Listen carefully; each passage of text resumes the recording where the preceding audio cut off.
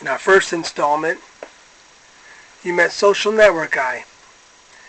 Last night, you met Rock and Roll Dude.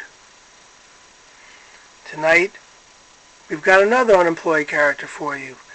This is America's Idol.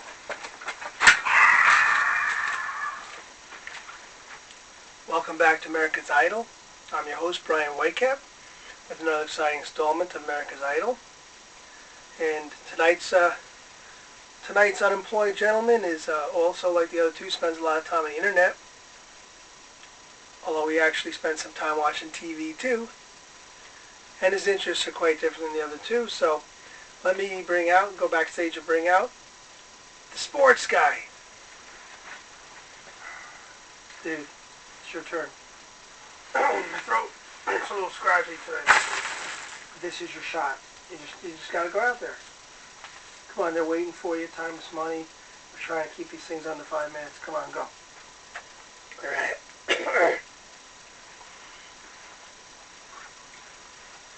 Yeah. Strong Island. Yeah, that's right. I live in Strong Island. Yeah, this is the sports guy. And I watch a lot of sports.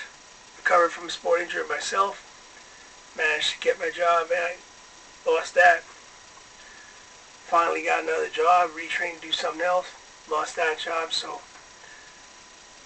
what's the point of trying to beat the system? Not fight the system, I should say.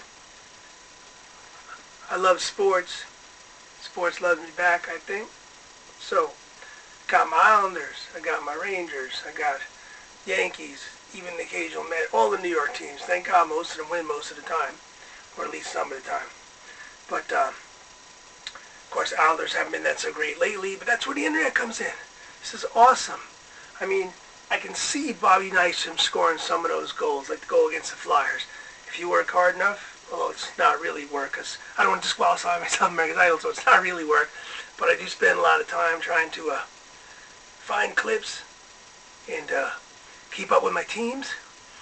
And then, of course, there's the Yes Network. Thank God for the Yes Network. I can watch minor league baseball. I can see the minor league games. I remember when the last time there was a strike in '94, I was like, why aren't the networks or ESPN, why aren't they showing the minor league games? There's no baseball. I'm sure they must have some kind of deal or arrangement. They didn't want to piss off Major League Baseball. Well, I shouldn't have said that, right? Right, Brian? But I don't want to get political. But now I can watch those minor league games. This is awesome. I can keep up on stuff, but no fantasy baseball for me or fantasy football. That's too much work. I don't know if any of you people realize this, but actually having a decent fantasy sports team is a full-time job. It's a lot of work.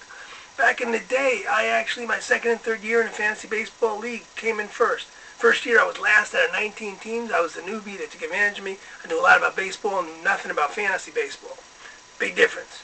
So, second and third year, I came in first and first. Helped that Roger Clemens was my starting pitcher. I stole him in '86. I paid $13, and the guy paid $32 for Dwight Gooden. But anyway, they changed the rules after I won 2 years in a row.